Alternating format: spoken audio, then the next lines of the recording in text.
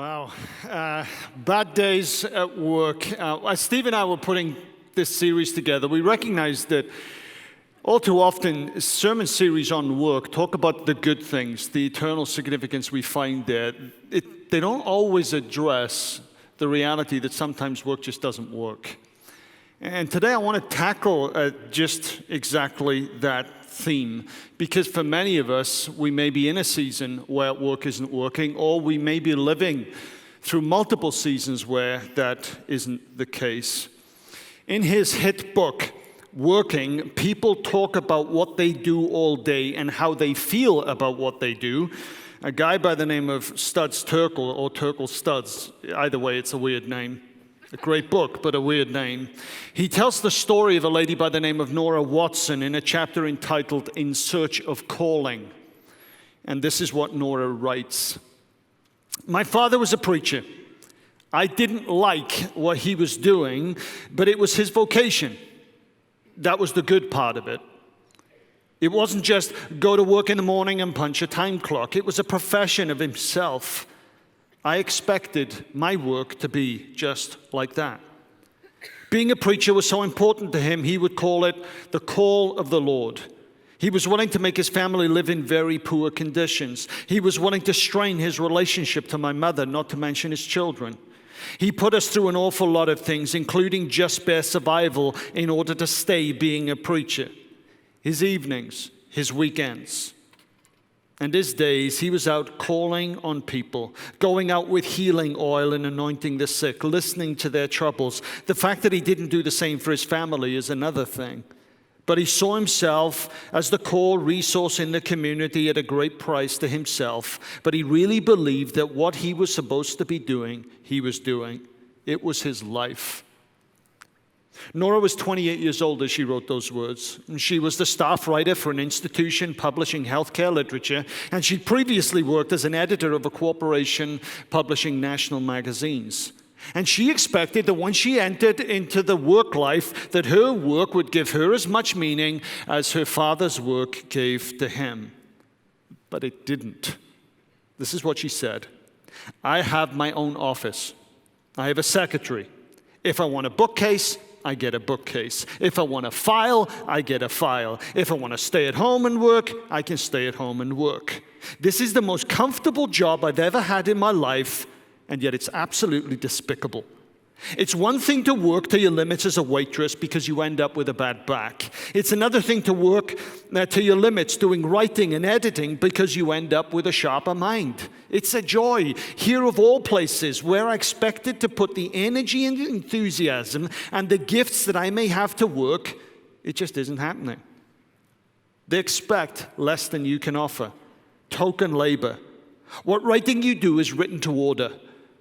When I go for a job interview, I say, sure, I can bring you samples, but the ones I'm most proud of are the ones the institution has never, ever published. It's so demeaning to be there and not to be challenged. It's humiliation because I feel I'm being forced into doing something I would never do of my own free will. It's really not a Puritan hang-up. It's not that I want to be persecuted. It's simply that I know I'm vegetating and being paid to do exactly that. It's possible for me to sit here and read my books, but then you walk out with no sense of satisfaction, with no sense of legitimacy. I'm being had. Somebody has bought the right to you for 8 hours a day, and the manner in which they use you is completely at their discretion. Do you know what I mean? I feel like I'm being pimped for, and it's not my style. And then she says, for all that was good about my father's vocation, he showed me that it was possible to fuse your life to your work. His home was also his work. A parish is no different from an office because it's the whole countryside. There's nothing I would enjoy more than a job that was so meaningful to me that I brought it home. Those are powerful words, aren't they? See, for some people, work just doesn't work. And there's far more people that identify with Nora's story than is typically reflected in those positive sermons on work. Not everyone, you see, can identify with what the late Steve Jobs in a 2005 Stanford commencement speech stated. Jobs said this: "You've got to find what you love. Your work is going to fill a large part of your life, and the only way to be truly satisfied is to do what you believe is great work. And the only way to do great work is to do what you love." I'm sure we all believe that that's true. But it's fair to say that most of the sermons on work take that line. And there's nothing wrong with taking that line as long as we acknowledge two things. Firstly, a lot of people work out of necessity in jobs that do not reflect what they believe to be their call in life. The fact is, 2/3 of the American workforce are the working class. Many in that number identify with Nora's story. And if all we ever do is talk about the purpose of work, we are guilty of neglecting the scores of people who carry Christ into work that is less than ideal and into less than ideal situations. We are missing, therefore, an incredible opportunity to bring a message of hope and life to millions and millions and millions of people in this nation's workforce. At Central, we exist to amplify the hope and life of Jesus to all people, the ones for whom work is working and the ones for whom work is not. Second, all of us have bad days at the office, don't we? We're tackling this theme today because when that time comes, when work isn't working for you, we want you to be able to handle it wisely. See, this is the truth. No matter what we do, there will be days when work simply isn't working. There are days when the blue-collar blues shout as loudly as the white-collar whines. There are days when the bank teller and the hotel clerk will feel that they're caged in.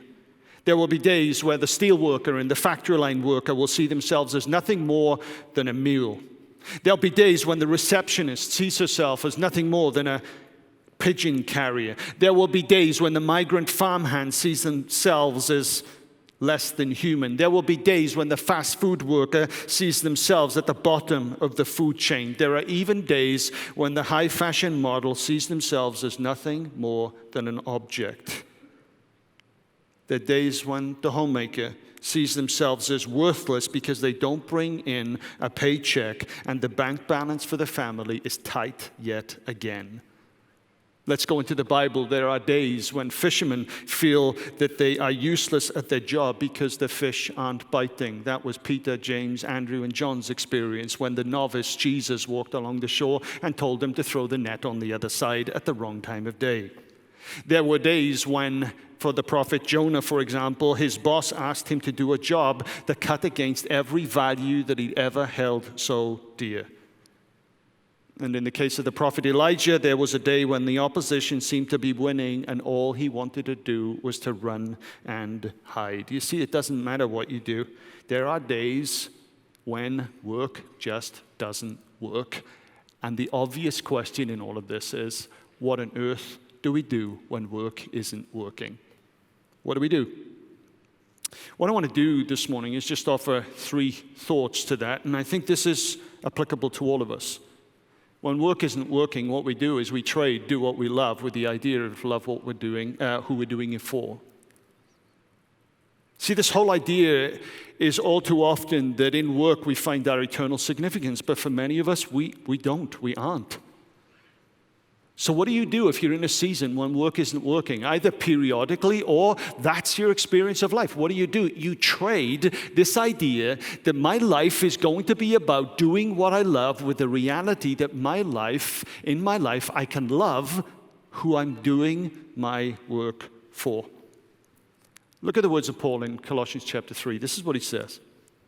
Whatever you do, work at it with all your heart, as working for the Lord, not for human masters, since you know that you will receive an inheritance from the Lord as a reward. And then he says, it is the Lord Christ that you are serving. I love that.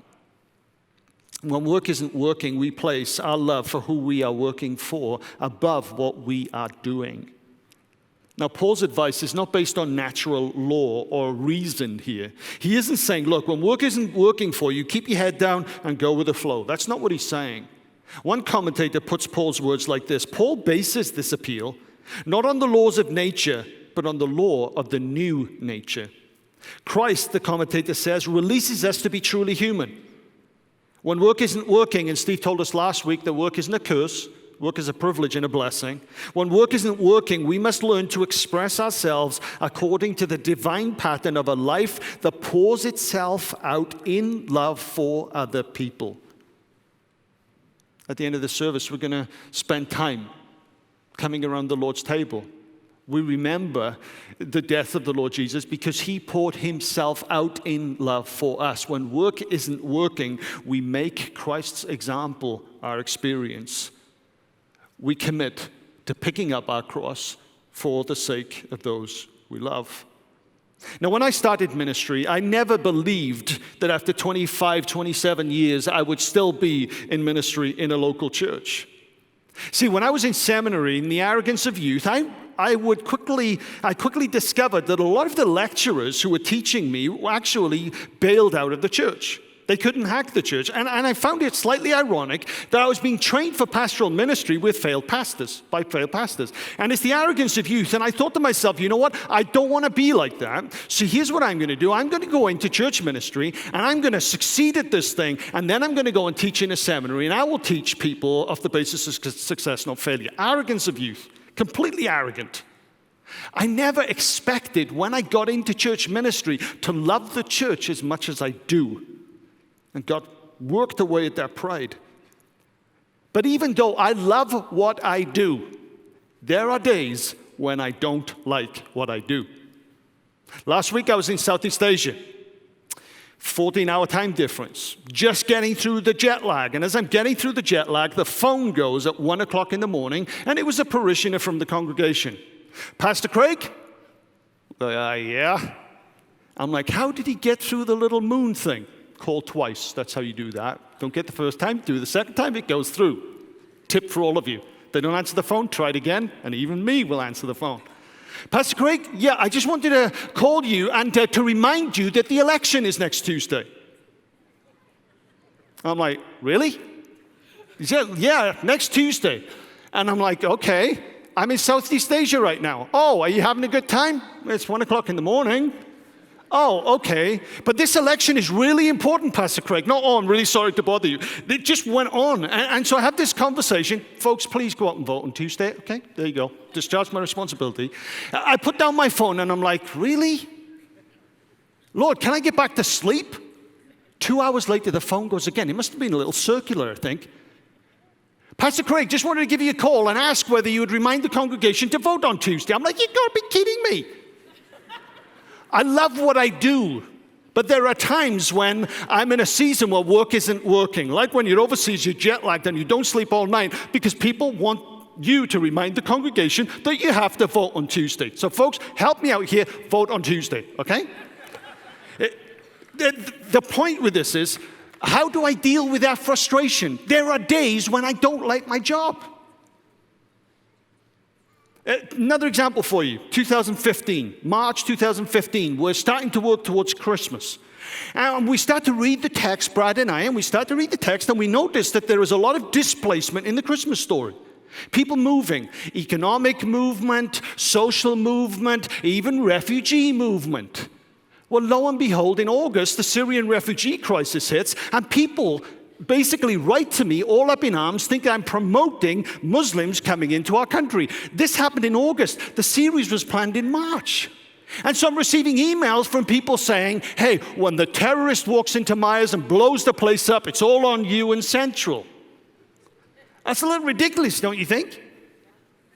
What's the point? There are times when I really don't like what I do. But I love who I do it for. I love who I do it for. And when you shift your mind from the frustration about what you're doing and what you're experiencing in work to think about the people who are being blessed as a result of what you do, it changes your perspective. It enables you to deal with a bad day If I start to think about my family that are blessed as a result of what I do, the church that are blessed as a result of me giving as a result of what I do, then all of a sudden the work of my hands seems to make more sense, because I know that when work isn't working, God is doing a work in me to cause me to think about something far greater, and that is the work of Christ in the world. Folks, we all get into seasons when work doesn't work. But if you're in a constant season where work doesn't reflect that eternal significance that you thought work should bring, then think about the one that you're doing it for. It is the Lord Christ that you are serving. Think about your family that are being blessed and provided for as a result of what you're doing. And what you'll witness is your mind will be transformed into that heavenly mind. Love who you're doing it for. It makes all the difference in the world. Now, the second part of this message, I want to shift gears a little bit, and I want to think about, okay, when work isn't working, what can I do to help it work?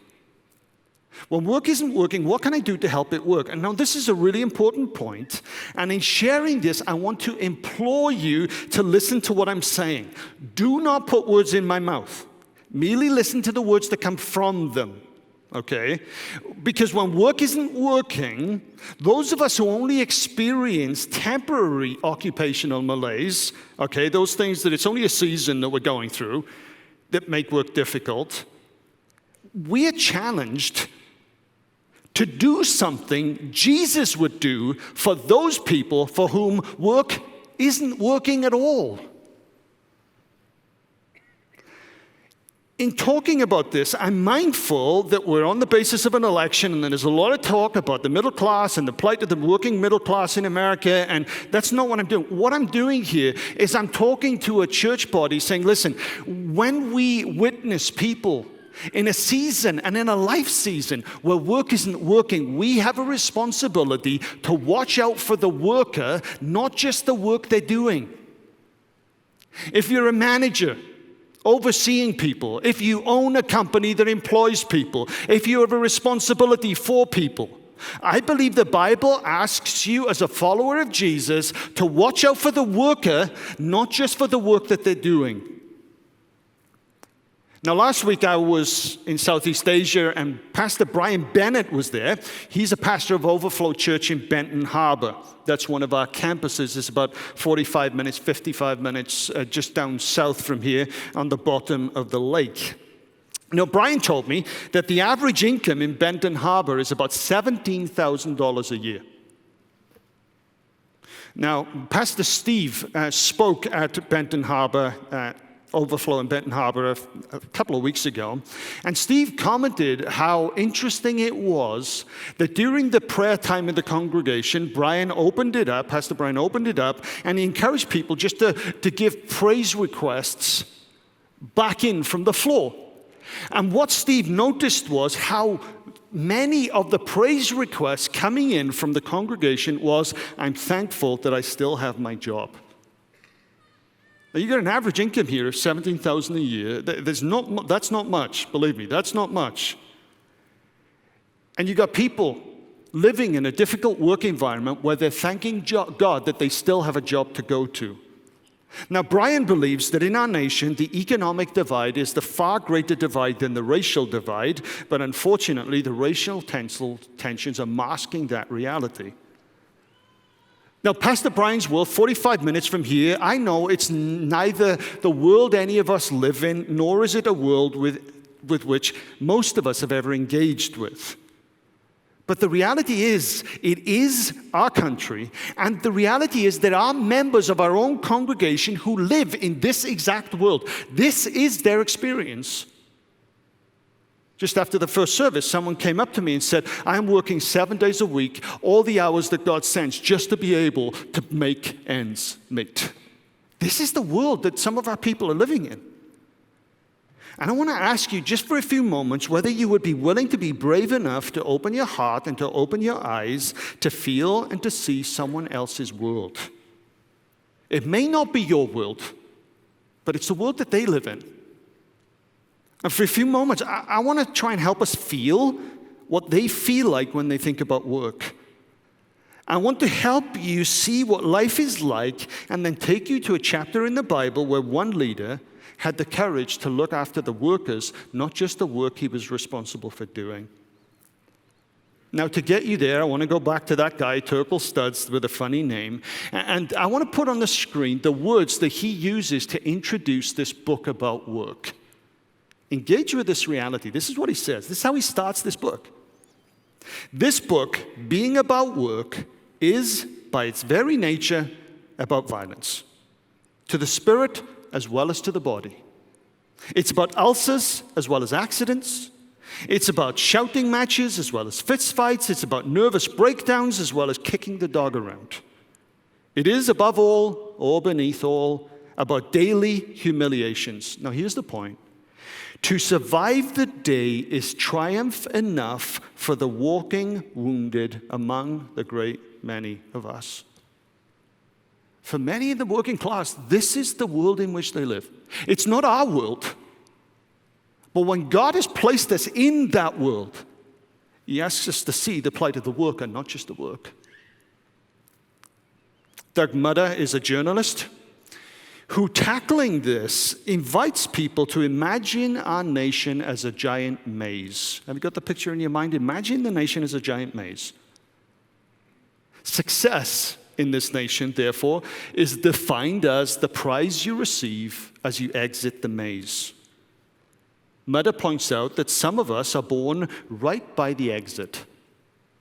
It didn't take an awful lot for us to get our way out and actually find a prize, purpose, significance. Others, he points out, start in more difficult places. They can't just wander out. They have to make all of the right moves at exactly the right time. Now, the brilliance of Mudder's analogy is that what he does is he invites you and me to imagine that they're overlooking the maze. Have you got that picture? You're looking down on this maze. And that we have compassion for all of those on the inside who have such a long way to go to get the prize. Mudder says that's the working class life in a nutshell. You're not following your bliss. You're not pursuing your calling. You're selling time for money. And the way out of the maze and the way to get your kids out of the maze is to get up every day and do something that you'd rather not do. Those are powerful words. And of course, if we're standing on the outside, we would say things like, couldn't we knock out a few walls? We're looking at this thing. We'd look at it and we say, couldn't we kind of raise the minimum wage? Why can't college be free? Now, the point is, these are all relevant conversations. These are all important conversations. And from a God's eye perspective, looking down, these kind of conversations make sense. But here's the point. Mudder points out they don't help anybody on the inside of the maze right here, right now. All of these conversations are great. They need to happen, but they're not helpful if you find yourself in the middle of a maze with no way out. And folks, in this nation right now, this is what's being missed. People are being missed because there's so much focus on the conversation and the questions that we cannot be guilty of missing the people. And I sense that's what's happening in our nation, to a large extent. We're too focused on the questions, and we're not focused enough on the people. And I don't want you to hear this and think that I'm being political again. I'm not. I'm being pastoral. Just remember, Jesus got in trouble with religious leaders who he said, listen, you've taken the law of God that was designed to bless people and point out the way to people, and you've made it a burden and a noose around their neck. He didn't do that to be political. He did it because he was pastoral. The Bible says in Matthew 9, Jesus looked out and saw the people. They were harassed and helpless, like sheep without a shepherd, and his heart broke. And he said to the disciples, pray with me that the Father would send people into the harvest field. He wasn't being political, he was being pastoral. And if it is true that work isn't working for so many people, we have to look beyond the work itself and the conversation itself and the questions and the philosophy itself, and we have to remember the people, because that's what Jesus would do. Now, with that in mind, I want to turn you to Nehemiah chapter 5. Nehemiah chapter 5. This is a really convicting chapter of the scriptures.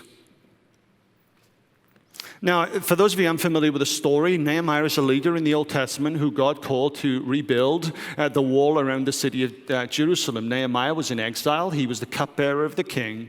And one day, Nehemiah heard about the plight of Jerusalem, everything that had happened, a city to which in all likelihood he'd never been.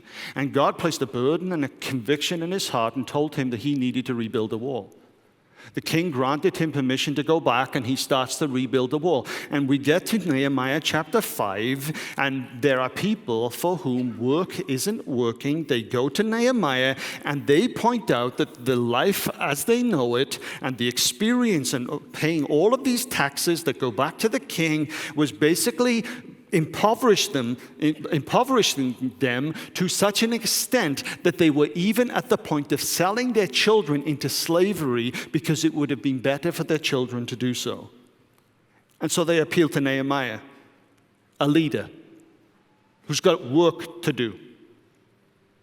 And Nehemiah, as you look at this, does three things.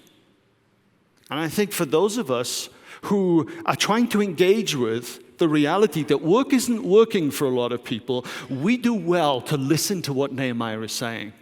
The first thing Nehemiah does is, interestingly, he displays a convicting honesty in admitting his own involvement, albeit indirectly.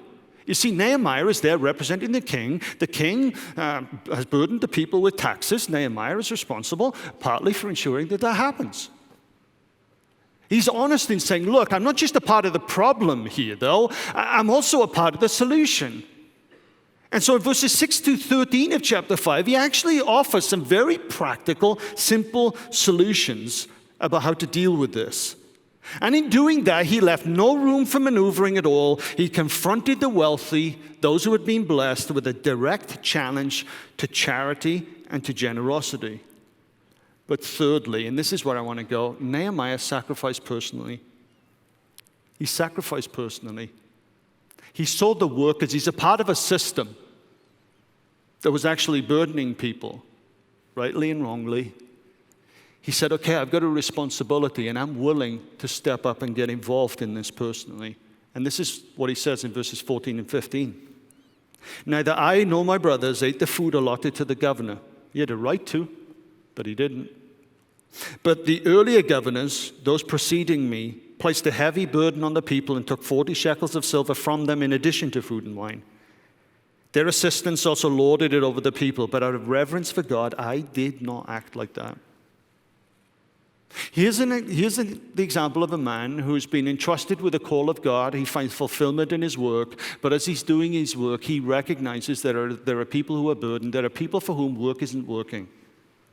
He acknowledges that he's not only a part of the problem, he's a part of the solution, and he personally sacrifices in order to make sure that the people who are struggling had food to eat, had a life to live. Church, I believe all of us for whom work is working have the same responsibility. This chapter, you see, is so powerful when it's viewed within the struggle of economically challenged families, those for whom work isn't working. And we have those in Holland as well. On a What Is That Sunday a few months ago, Pastor Micah addressed the challenge of ALICE families in our county. ALICE stands for Asset Limited Income Constrained Employees. Micah tells me that there are over 4,000 impoverished, or considered impoverished, in Ottawa County alone. This isn't the other side of the world. This is right here at home. These are people for whom work is not working. In the elementary school my son attends, Jefferson, 70 to 75% of the children are on free school lunches. 70 to 75%. And as we look at this, we are right to ask questions. We are right to challenge the system. We are right to engage the system. It is the right thing to enter into high-level conversations about what we do about affordable housing, what we do about getting families out of poverty. And these are conversations we are having at the highest level. But at the same time, we cannot be so focused on the high-level conversations that we miss the plight of the people who are currently in that situation. So what do we do? Well, our hand-to-hand ministry feeds 400 children a week with meals outside of school to help that cause. 400 meals a week. Our Christmas store offers a simple way for economically challenged families to have a Christmas to remember. And we make that possible by encouraging you to pick up a green bag when you leave this place and actually go and buy gifts so that those people who are economically challenged can have a Christmas to remember. And we are saying in doing this, not simply that, hey, the best thing about Christmas is a gift a child receives, but we also make sure as a part of the Christmas store, we tell these families about the greatest gift of all, the gift of Jesus. You know why we're doing this?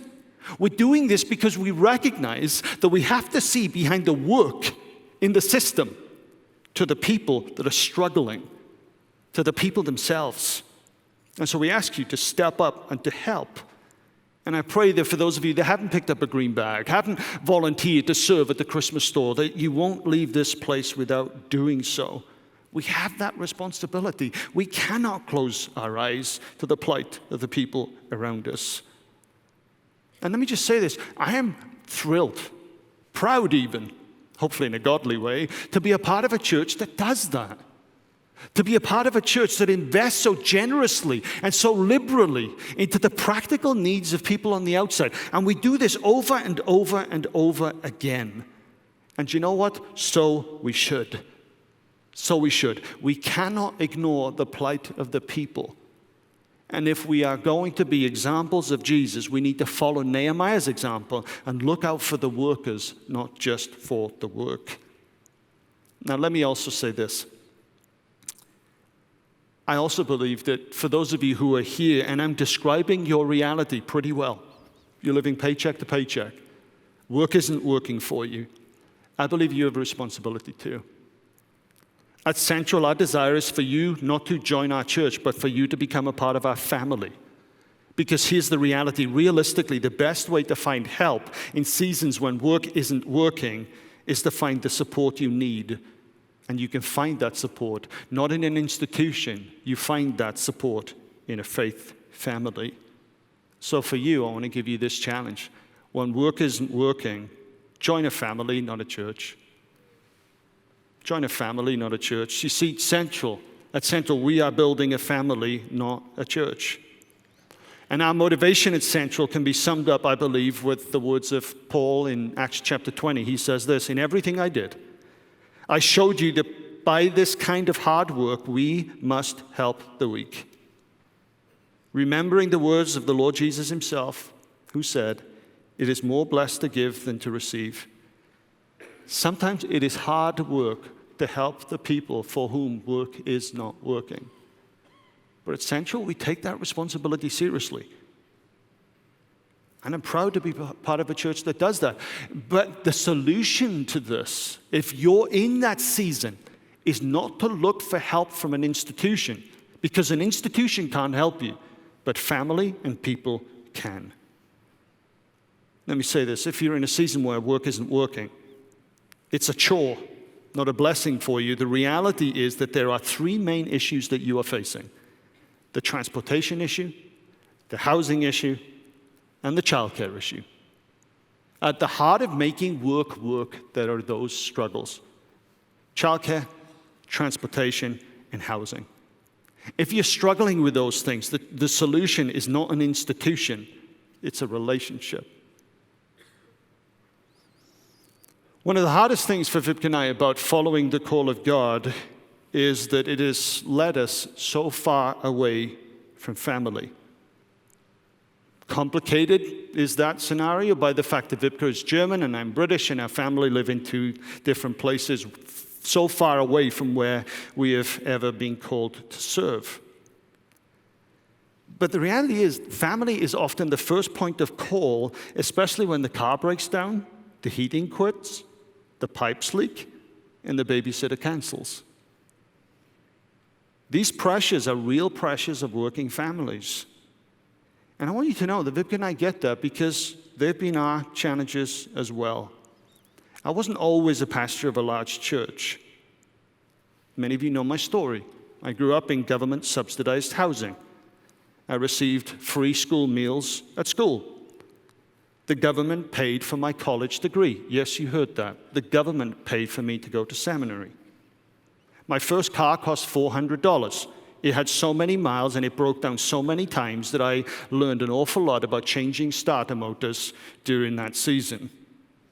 When Vipka and I were first married, we earned $25,000 gross. That means before taxes, and taxes were higher in Europe, and the house prices in London where we lived were ridiculously expensive. We owned one car, couldn't afford two. We lived in a tiny home where if our neighbor coughed, we could hear it. Vipka had to work by cleaning schools at 4 o'clock in the morning for us to be able to make ends meet. Do you think she found a calling in that? That was a season when work wasn't working for us. We know what it's like to live paycheck to paycheck. And yet we're here today. Why?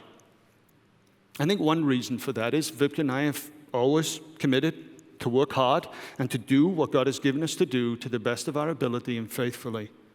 That's my responsibility. But another reason that we're here today is because Vipka and I never, ever saw ourselves as working for a church. We always saw ourselves as belonging to a family.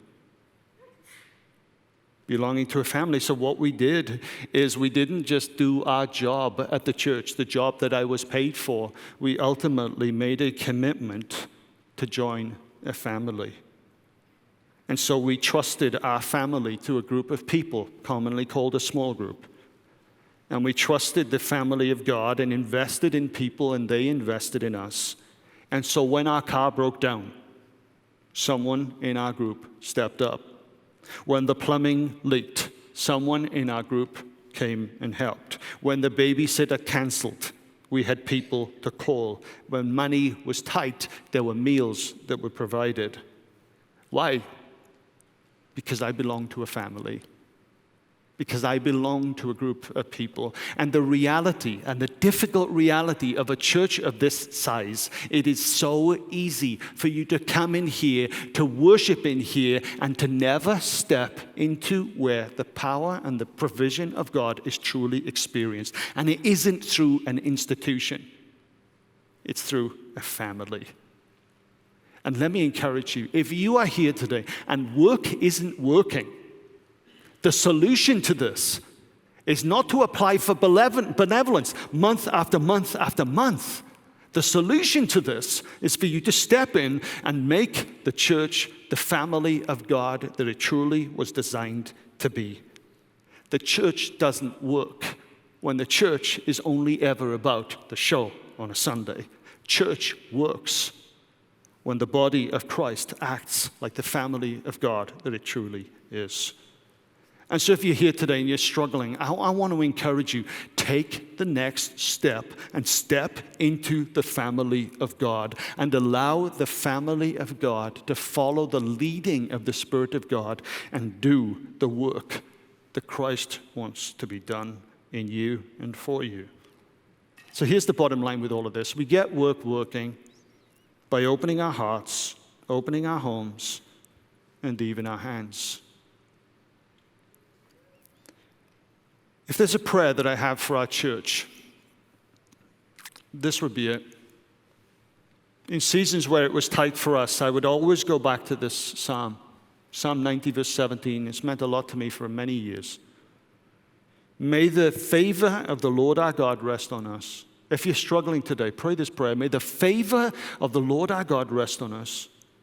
And believe this. Pray this and believe this. God, won't you establish the work of our hands for us? And this is so important, the psalmist repeats it. Establish the work of our hands.